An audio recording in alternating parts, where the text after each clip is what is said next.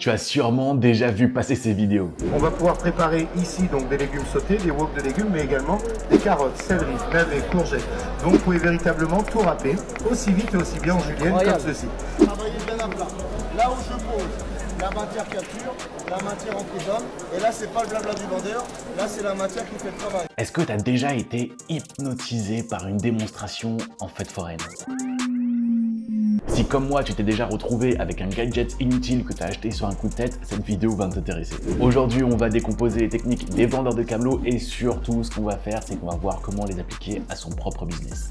Ces vendeurs sont des maîtres de la persuasion et leurs techniques elles sont applicables à toutes les ventes. Que tu vendes des produits physiques, des produits numériques, tu vas pouvoir utiliser ces techniques là toi aussi. Leur secret, ils vendent une expérience, un résultat.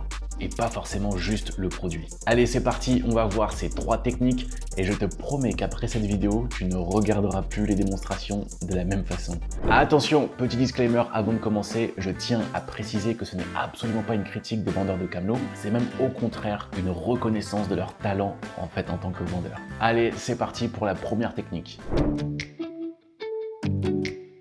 Dans le marketing, la visualisation, c'est quelque chose de très important pour que les clients puissent se projeter et surtout passer à l'achat.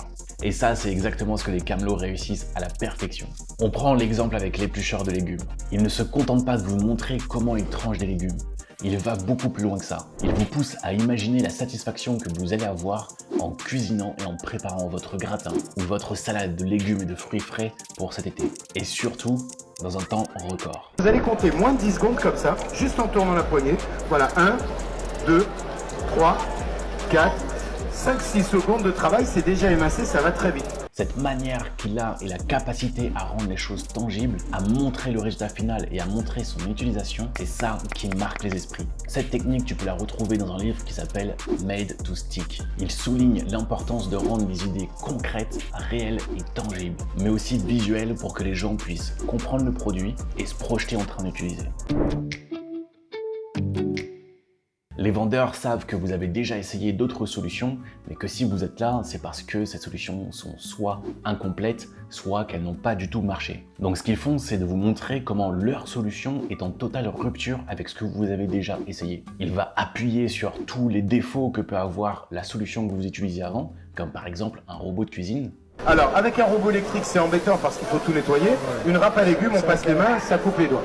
Là, la matière, elle va pas, là, la matière, elle va bien. Si je pose, messieurs, dames, sur la tâche et je monte, qu'est-ce qui se passe? Pas grand-chose. Et il va faire la comparaison avec sa solution qui est beaucoup plus pratique. Et les carottes râpées, le jus du légume, il est dans votre assiette. Ça, c'est le goût et les vitamines. C'est pas au fond d'un robot électrique, c'est ce que vous récupérez dans l'assiette. Là, on va finir le travail. La matière, elle va capturer, emprisonner. Elle va assécher, assainir. On va aller chercher les points, les reprendre, voir l'eau de la mer et les poissons. Ce concept-là en marketing, on l'appelle la disruption. Et si jamais vous voulez en apprendre plus dessus, il y a un livre que je vous recommande qui s'appelle The Innovator's Dilemma. Il explique que les produits et les services qui réussissent le mieux sur le marché sont ceux qui adressent un problème mais de façon complètement différente. À chaque fois qu'on vous fait une démonstration pour pouvoir vous vendre un produit, vous avez tout un tas de questions qui se posent dans votre tête, que ça soit consciemment ou inconsciemment. Mais est-ce que c'est vraiment fait pour moi? Est-ce que ça va vraiment fonctionner quand je vais arriver à la maison? Est-ce que je vais savoir l'utiliser? Est-ce que je peux faire confiance à ce vendeur-là?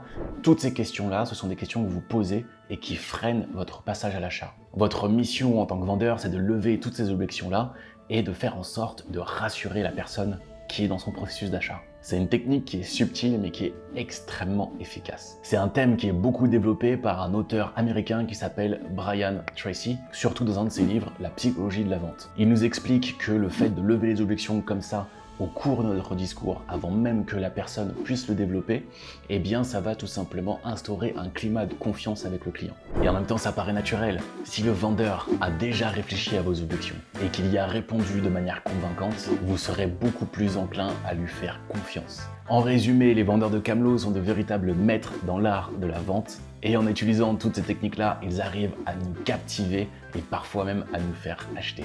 Et le meilleur moyen d'utiliser toutes ces techniques marketing, c'est dans ce qu'on appelle une landing page, c'est-à-dire une page de vente pour vendre un de vos produits ou de vos services. Si jamais vous voulez savoir comment construire votre propre landing page, j'ai créé une vidéo qui apparaît juste ici, dans laquelle je décortique comment vous allez pouvoir construire votre landing page avec tous les outils, comment on rentre dans la tête de son client pour savoir exactement ce qu'il pense, quelles sont ses objections et surtout tous les éléments qu'il faut mettre pour être convaincant. Donc si jamais le sujet vous intéresse, je vous laisse cliquer sur la vidéo qui apparaît juste ici et on se retrouve tout de suite.